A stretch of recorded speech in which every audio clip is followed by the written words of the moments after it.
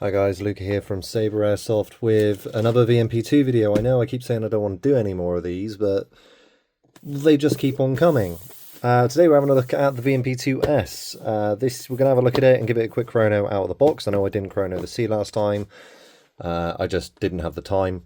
And it was going literally straight in, straight out. This one I am actually doing stuff to, but I thought we'd have a look at it and have a look at it before and after chucking in some of the... some are upgrades, some are side grades. I'll leave it up to you whether or not they are upgrades.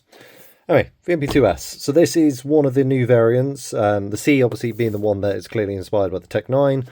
This one is kind of a mishmash between, so it's got the front end of the M variant, but shortened. And then it's got the stock of the VMP-1. So let's get it out of the box. It's going to be pretty much the same as every other box for the VMP-2. Which is, you're going to have your mag, you're going to have the manual, obviously the replica itself, and you're also going to have a little patch which is going to be unique to the 2S. So, as always, manual, always read it if you're not familiar. It does have important information. In particular, again, like I said last time, leaving a gap in the magazine when you fill it, and also leaving the mags filled and lubricating it. This doesn't mention lubricating out of the box specifically. They seem to have improved the lubrication from the factory, but I would still suggest personally using a PTFE base grease of some sort in there when you get it.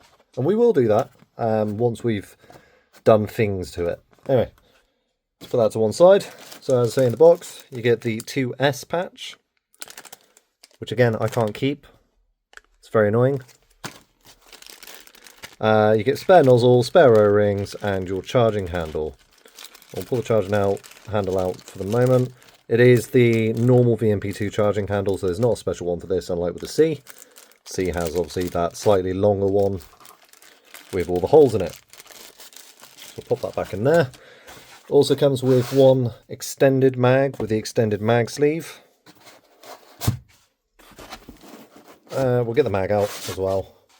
Then we'll get the replica out and then put the box to one side. So pretty good packaging as usual. And this is, I'm fairly certain there's no difference at all between the VMP-1 stock and this one. Ooh, maybe? Hold on. No, they are identical. So it is the same stock as on the VMP-1, which means that it's got this wibbly wobbly, which allows you to keep it exactly vertical as you're leaning. Debatable whether or not that's a good feature. Some will say it is, some will say it's not. I'd argue it is. Just before I do that, actually, we'll have a quick nosy at the nozzle, because this is again a different type of nozzle. Very tight restrictor in this one, which we'll see how that works out of the box. Look at this. That's not good, Vorsk. Come on, what is this? It's like it's an oil of some kind, but that's not great. It should be okay, but that looks like grease or something, or oil from the production. Anyway, let's get this out. Pop that in there. Pop this out of the way.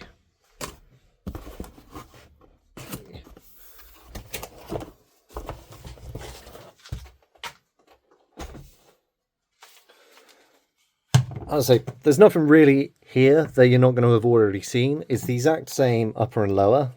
It's obviously got a different stock, but look, it's got a Picatinny rail on the back here as well. So you can, ooh, yeah. So if I'm right, there should be, no, it is a different stock. Interesting. So if you look here, you can see this is different, right? Because if I grab the VMP-1 stock,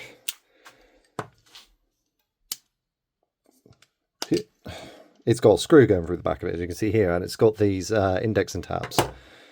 So that is different. So it's this block here, this end part is new. Don't know why I didn't notice that before, but you can optionally remove that, and then it's got this Picatinny rail stock here.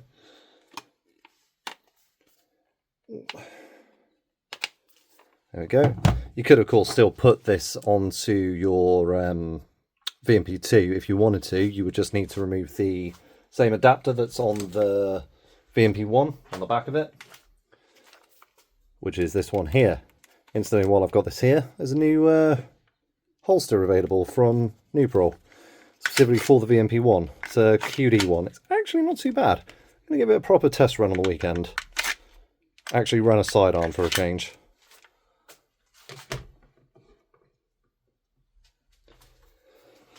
So, the VMP-2S. Same upper and lower, same trigger control group. Different stock adapter. Same mags as always, which is one of the big selling points. And then we've got a shorter barrel and shorter handguard. It's the same flash hider though. And there's not really much to say about it for externally, apart from to give it a test.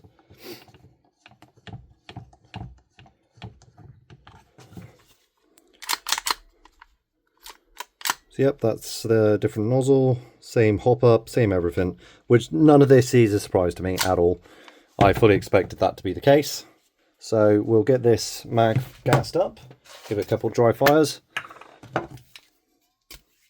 Using V6, normally I'd say don't use silicone-based ones, but as this is what Forsk tell you to use, we might as well use it.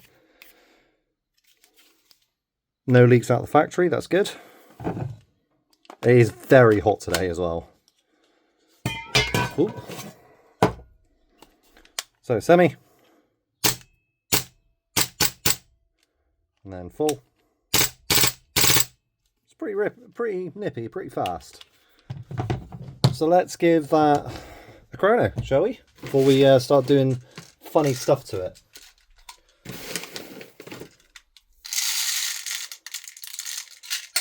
So using Warhead 0.32s. My chrono is behind me, so unfortunately you won't see that. Just going to put an amount in here, don't really care how much. There we go, that'll do. And never let go of this and let it slam, just bring it up. That's how you damage stuff, guys. Okay, right.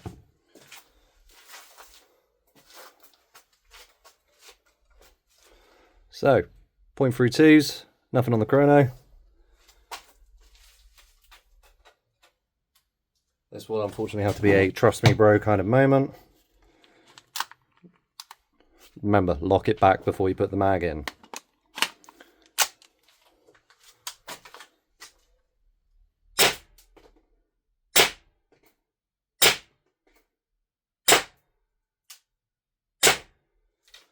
Okay, so first shot was 1.21, then it stabilized around 1.09 with V6. As I say, it is very hot today, so that's not that surprising. I'm just going to rattle off the last of them. There we go. Oh, very satisfying gas blowbacks. Very, very satisfying. Cool. So, let's do stuff to it, shall we? What are we doing? Well, we're going to basically do what I tell everyone to do with these things, which is we're going to replace the barrel. We're going to put reset arm in there. This one is just the customer's choice. He wants Alice's barrel stabilizer. Whether or not these are needed, I still don't really know. He also wanted the replacement charging handle, just the black nailed version. So let's get on with this. Show you how easy it is to do this. I'm going to take the old charging handle off now. Put that to one side. That's going back in their box. And they want to keep all the original parts as well. So happy to oblige. First we need to get the... Let's separate the upper and lower first. Let's go the normal route that I go. So it's a little bit crunchy, and I found that with the C as well, with these body screws. It hasn't got the little split pin there.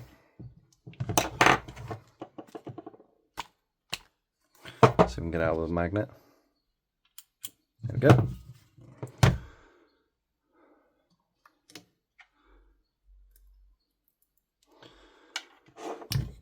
top one. I really wish I could have my fan on right now, but that's all you would hear if I had it on. As soon as I stop recording this video, it's going on full blast and the door's being opened. There we go. And again, missing the split ring. There we go. Well, not missing, just left behind. It's probably more accurate to say. Body pins. Ooh, bit stiff, hold on. There we go.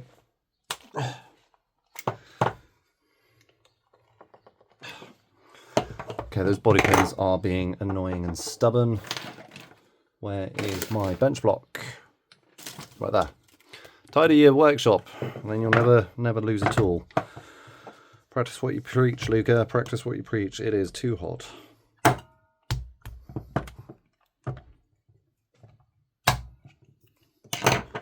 Right, hopefully I can pull those out. Not all the way, thank you. Put the upper to one side. Let's do the reset arm. Now, this one doesn't have the gas dumping issue. This is one of those that they have seemingly solved it. However, it's for the long term better to replace it, in my opinion. Obviously, you don't have to, guys. I'm not your boss. I'm not your supervisor. Do whatever you want. This customer has opted for it, though. They want peace of mind, and that's fine. Happy to oblige. So, getting this out. Don't need the 4mm anymore. We need the 2. And then the 1.5. So, first up, selector switches.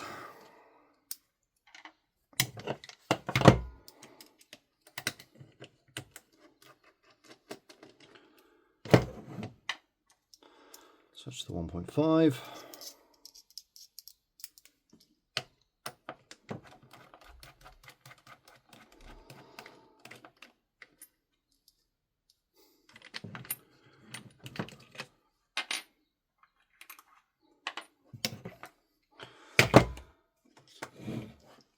And then I also need to get the paddle off. Always remove the paddle before trying to remove the trigger group.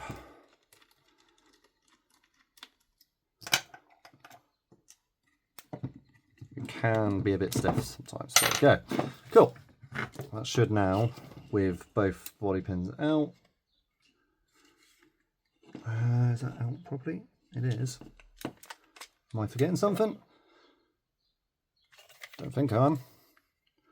No, it's just been a bit stiff. Okay, there we go. Pop that to one side. Okay, so reset arm replacement. Already have a tutorial on this, so I may skip over a little bit of this, but I've done this quite a few times now. I need to keep this to one side, don't I? Cool.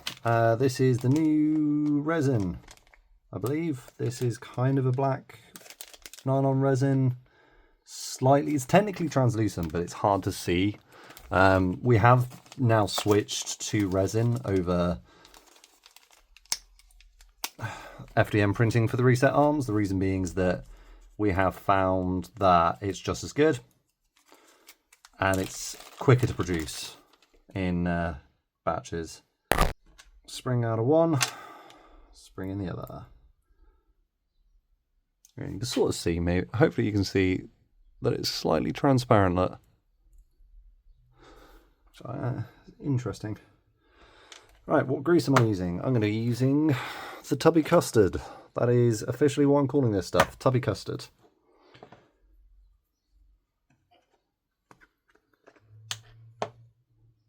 There we go. Previous videos of me saying put loads and loads in, no longer needed with this reset arm, honestly. Haven't found the need. This may take me a little bit longer than it might when I'm not on camera, because I'm thinking more as much about talking to you guys as I am about actually just doing it, which is one of the reasons I don't record the AEGs I work on, because it's better for all involved if I just get on with it. Cool. Let's pop that back in the lower. before doing the final grease.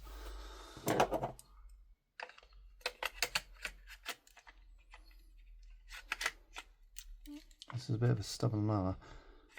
I said I'd put an Easter egg in this for the person who owns it, and I might still do that, but because I'm a massive tease and I love to wind them up, I'm not doing it on camera. It's going to be in here. That's all I'm telling you, mate. It's going to be inside that somewhere, but I'm not telling you where. Doing that off camera because I know it's going to wind you up. Right. I don't deal well with the heat. I really, really don't. Give me snow over sand any day of the week. Thank you.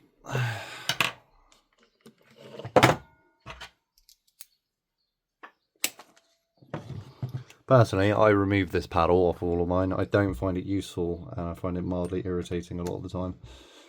Especially if I'm using HPA, then it gets in the way. If I'm not using HPA, then obviously it doesn't get in the way. But I just think it looks cleaner without, personally. Never been a fan of paddles. So using their gas, by the way, 0.99 joules in the middle of British summer? No. 1.2 joules, more accurate to say. The hop wasn't set, though, to be fair. Cool. Back together we go. And then we'll give it a quick function test. That is, as far as the upper and lower goes, pretty much it. They are keeping their original charging handle that this came with, but this is the one they purchased, one of Alice's ones. Again, it's just turned down screw. What I do have discovered that I really, really like about these is that when you put them on, you can just get a hand type. If you really do want that extra bit of torque, you can just, like that, done. Cool. Function test. First, my usual trick, observing from below, watching for that reset arm, that knocker arm retracting every single time without fail. Looks like it's good. I'm going to do a bit of dry fire.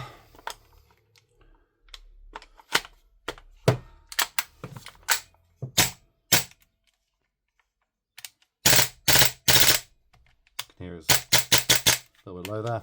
But there we go. That's that part done. Shouldn't need the grease anymore. Next, what else we got? Take the flash hider off. These little grub screws. If you don't remove these grub screws before you take the flash hider off, you will ruin the threads. Remember, it's a 40mm counterclockwise thread, which means you need to rotate it clockwise to take it off.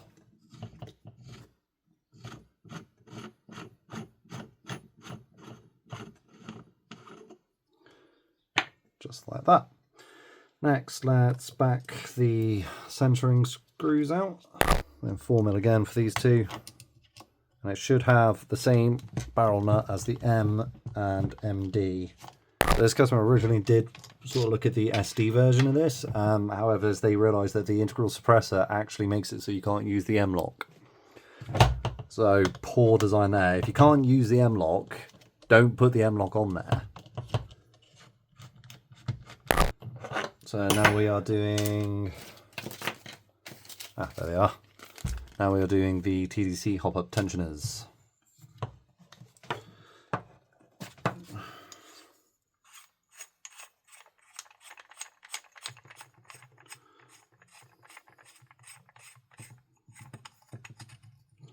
And the barrel, obviously.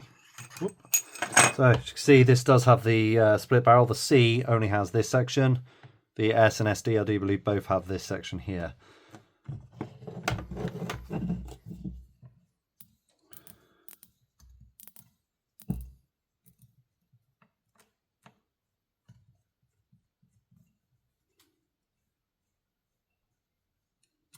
By the way, I did see someone had taken apart one of these and tried to put it back together. They had removed this screw here. If you remove this screw, there's a little block that comes out here. That's the thing that's making the clicky sound. There's a little spring-loaded nib in there which indexes against the screw, just along the grooves there. That's where it goes back. I saw this post on Reddit, so if you're watching this, mate, that's where you put it back.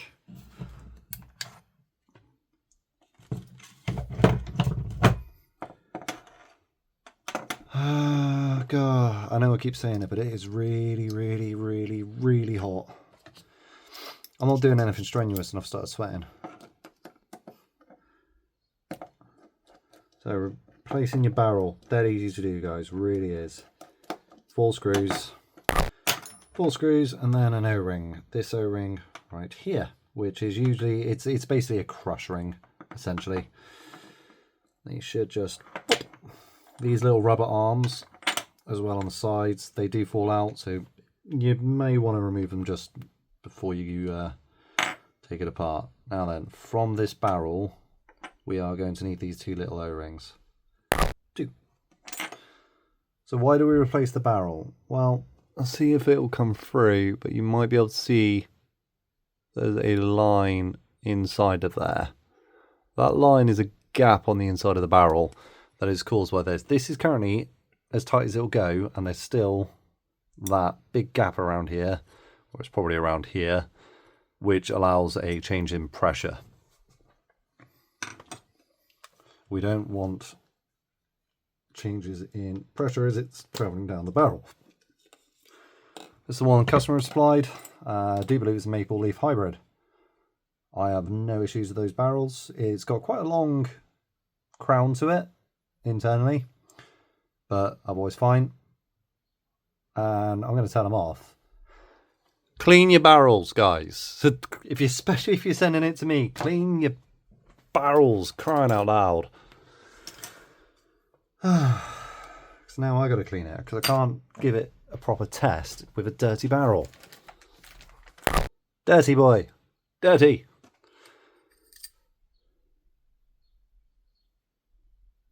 There we go, that's better. I only needed the one. There's only a bit of light dust and dirt. Good old Scottish dirt. Okay, we're just going to check alignment. Yep, that's still aligned. That's good. If, by the way, guys, you take your VMP-2 apart and then put it back together, say you've swapped the barrel out, the hot rubber, whatever it may be, and you're finding your shots going to one side or the other, it might not be because this isn't sitting right. It could be because the insert has shifted. This insert in this one has shifted and is starting to tilt. So the shots were most likely going to be going to one direction, one side or the other. So don't always assume that your hop unit or hop rubber isn't seated right. It might not be the case. So put those 2 back in. Then we need tensioners.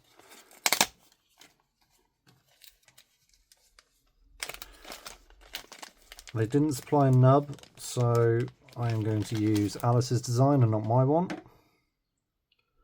That just pops in there like that, nice and easy. And we pop this in here.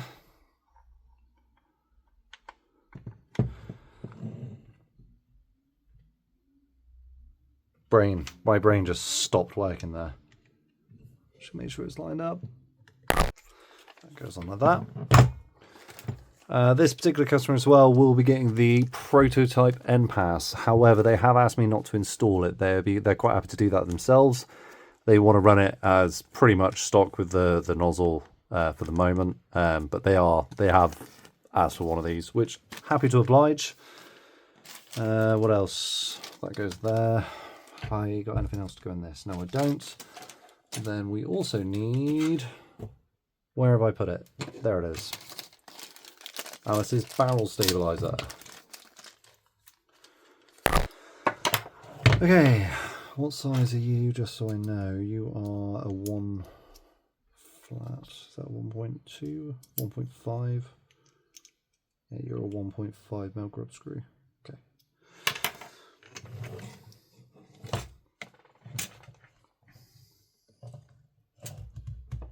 Come on, you. I can already hear Alice screaming at me going, no, that's not how you put it in there. Well, tough. This is the way I'm putting it in without any instruction. Just going to push it in a bit. It was a little bit tough. Prints being what they are, 3D prints being what they are. There we go.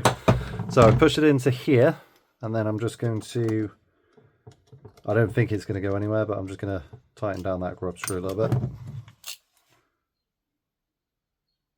Yep, that looks fine to me. Okay, there we go. And it's all back together. One last function test. Nothing should have changed there.